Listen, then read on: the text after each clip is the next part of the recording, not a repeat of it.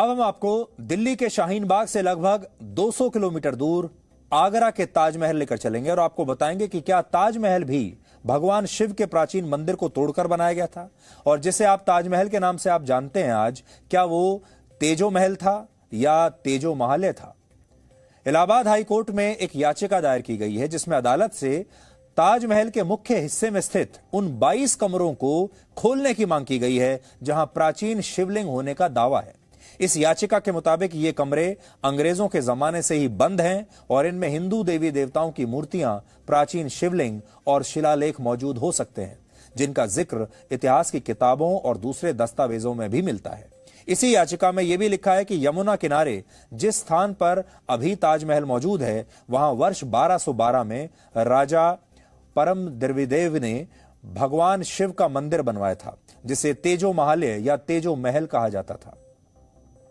हालांकि archaeological survey of India के मुताबिक ताजमहल का निर्माण 5वें मुगल बादशाह शाहजहां के शासनकाल में ही हुआ था और यह बात वर्ष 1631 की है, जब शाहजहां की पत्नी मुमताज महल का निधन हुआ था। ऐसा माना जाता है कि अपने अंतिम क्षणों में मुमताज महल ने शाहजहां से यह कहा था कि उन्होंने सपने में एक ऐसा सुंदर महल और बाग देखा है जैसा इस दुनिया में कहीं नहीं है, और वो चाहती हैं कि शाहजहां उनकी याद में एक ऐसे ही महल का निर्माण करवाएं।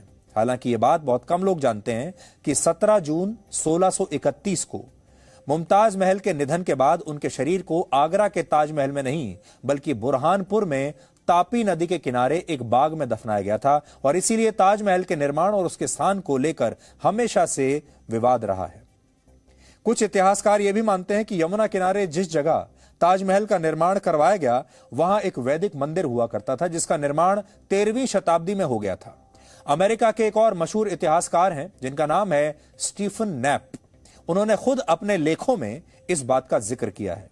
हमारे देश में अक्सर बहुत सारे लोग हमारे अपने इतिहासकारों की बात मानते नहीं, लेकिन जब कोई विदेशी इतिहासकार इन बातों को लिखता है तो हमारे यहां सब उसकी बात मानने लगते हैं। इसलिए आपको एक अमेरिकी और विदेशी इतिहासकार के बारे में आज हमने बताया।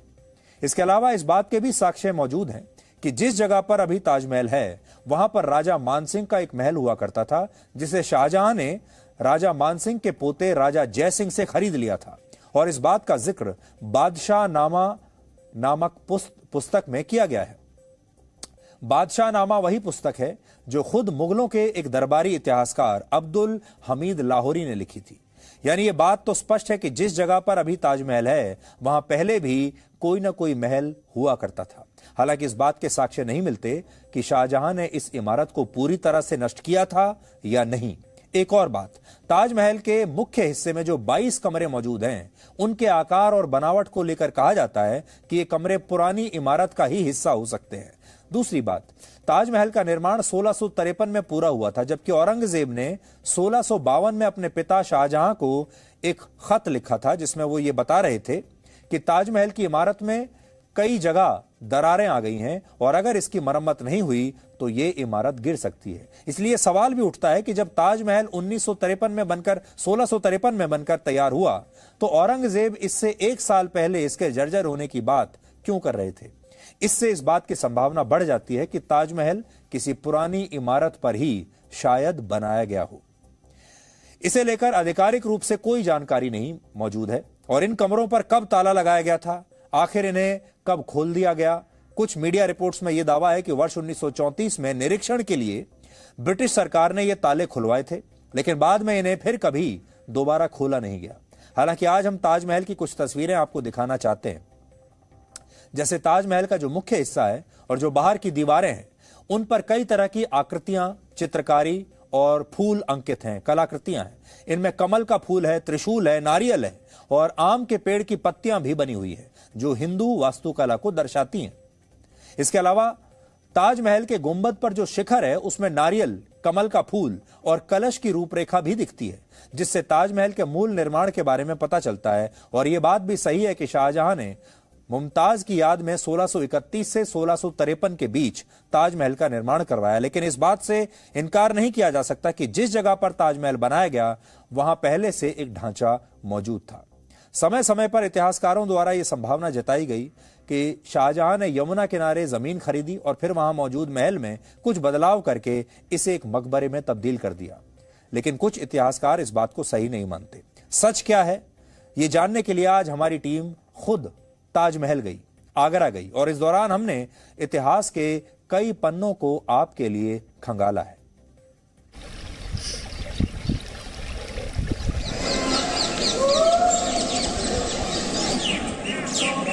ताजमहल या तेजो महालय, मकबरा या मंदिर, ये विवाद एक बार फिर से जोर पकड़ रहा है और इस बार कोर्ट में पिटीशन लगी है ये तय करने के लिए कि ताजमहल के वो रहस्य, वो कमरे जो बंद हैं, जिन पर ताले लगे हैं, उन्हें खोल दिया जाए और ये जांच की जाए कि कहीं वहाँ पर देवी देवताओं का वास तो नहीं है। ये भी माना जाता है कि राजा मानसिंह से शाहजहां ने ताजमहल, जिसे आज कहा जाता है, इस इमारत को जब हथियाया था तब ये इमारत दरअसल एक मंदिर था और इसके नीचे शिवालय मौजूद है, भगवान शिव का मंदिर मौजूद है। हम सुन रहे हैं कि अंदर 20 कमरे हैं जो बंद रखे गए हैं, जिनमें न जाने हिंदू देवी देवता है आजकल अखबारों में पढ़ रहे हैं। नहीं, ऐसा कुछ नहीं है। ये पूरा इस्लामिक आर्किटेक्चर है और it is mix with Indo Islamic architecture है। आप ये देखिए ताजमहल है, मगर जितनी मुंह उतनी बातें, मगर तो जो कमरे हैं उनकी क्या कहानी? वो तो सिर्फ एक उसको बैलेंस करने के लिए बनाए गए हैं। 16 हॉल्स हैं जिसको कि बैलेंस करा जाए, जैसे हवा आती रहे, इसमें आर पार जाती रहे। वो कोई रेसिडेंशियल पर्पज से यूज नहीं किए गए। और उन्हें बंद क्यों रखा गया है? वो सिर्फ एक सपोर्ट देने के लिए ताज को उसमें हॉल्स बनाए गए हैं जिससे इसकी नींव मजबूत रहे। अभी जो हालिया सवाल है वो ये है कि ताजमहल में कोई ऐसे 20 कमरे हैं जिन्हें बंद करके रखा गया है, उनकी सच्चाई क्या है?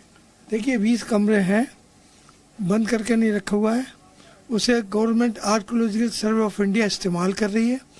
ताजमहल के अंदर आप नीचे जाइए, नीचे बाउंड्री वॉल बनी हुई है वाइट मार्बल की, एक मस्जिद है, उसके सामने ताजमहल दिखता है, उसके अंदर आर्च बने हुए हैं, उस आर्च के बराबर एक लकड़ी का दरवाजा बना हुआ है, उस लकड़ी के दरवाजे खोल के अंदर देख लीजिए, वहाँ कमरे हैं। आपने तो बतौर गाइड भी काम किया है, आपने उन कमरों को देखा भी होगा कभी जब वो खुलते थे, फिर क्यों बंद किया गया उनको, क्या वजह रही? नहीं, ये बंद तो कभी नहीं होते, खुलते रहते हैं, साफ होते रहते हैं। आज से 50 साल पहले एक प्रोग्राम हुआ करता है, उसको बोलते हैं चमकी मून लाइट।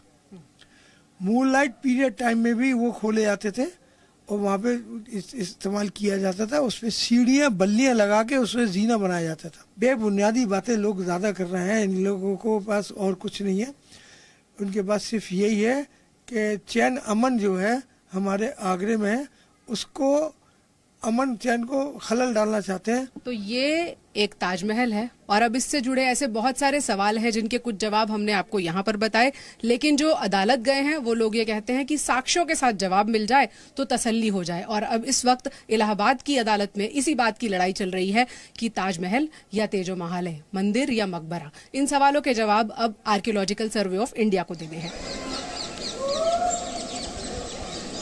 हम लखनऊ हाईकोर्ट गए हैं, हमने मांग की है कि यहाँ पे जो 22 कमरे हैं उनमें से 20 कमरे हमेशा से बंद रहे हैं, कभी ये कमरे खुले नहीं। हमने आरटीआई लगाई, ये जानने की कोशिश करी कि कमरे क्यों बंद हैं। एसआई की तरफ से जवाब आया कि ये सुरक्षा की दृष्टि से बंद है। तो आखिर ऐसा क्या सुरक्षा की दृष्टि से ऐसा क्या है उस कमरों में? क्या वहाँ पे भगवान शिव की मूर्ति है, अन्य देवी देवताओं की मूर्तियां हैं जिसकी वजह से कमरे बंद किए गए हैं? एक मांग हमने ये करी है। दूसरी मांग हमने ये की है कि जो एक फैक्ट फाइंडिंग कमेटी सरकार द्वारा निर्धारित की जाए जिसमें एसआई के कुछ लोग हों, इतिहासकार हों, और ये पता लगाया जाए कि वाकई में क्या ये राजा मान सिंह का पैलेस था या फिर ये शाहजहां द्वारा बनाया गया ताजमहल अपनी बीवी के याद में। मुझे किसी ने बताया कि 1932 में एक बार कुछ अंग्रेजों ने वहाँ पर खोजबीन की थी। उसके फोटोग्राफ पुराने कुछ मौजूद हैं आज भी, उसमें क्या था किसी को नहीं पता आज तक। तो एक बड़ा रहस्य उन कमरों में छिपा हुआ है। अगर वो खोले जाएंगे कमरे तो ताजमहल के बहुत सारे जो रहस्य छिपे हुए हैं, जो बहुत सारी किंवदंतियां ताजमहल के बारे में, उनका खुलासा, उनका उजागर हो सकता है। ताजमहल में कोई वो नया खोजबीन का काम नहीं करता है, जो बंद है वो बंद कर रखा है, क्योंकि ताजमहल को लेकर बहुत सारे विवाद फैले हुए हैं, बहुत सारी पॉलिटिकल मुद्दा तुरंत बन जाता था, इसलिए ऐसा ही कोई खतरा मोल नहीं लेना चाहता। ताजमहल के चारों ओर एक परिक्रमा पथ बना हुआ है जो केवल मंदिरों में हुआ करता है। जो बाहर के जो कब्रें हैं उनके चारों ओर परिक्रमा पथ बना हुआ है जो केवल मंदिरों का हिस्सा होता है। भूगर्भ में कब्रें हैं जिनको हम असली कब्र कहते हैं, वो केवल एक मंदिरों में हुआ करता है, वो कब्रें हैं। उन कब्रों में हम जाएं ताजमहल के अंदर तो कब्रों के जो दीवार हैं दोनों ओर दीवारों को पत्थर और ईंटें लगाकर ठूस ठूस कर बंद किया, मतलब कुछ छुपाया गया है। वहाँ से मुझे क्या लगता है, वहाँ से अंदर जाने के रास्ते हैं जिनको जानबूझकर बंद किया गया, जो 22 कमरों की ओर जाते हैं, जिनको खोलने की बात चल रही है इस समय।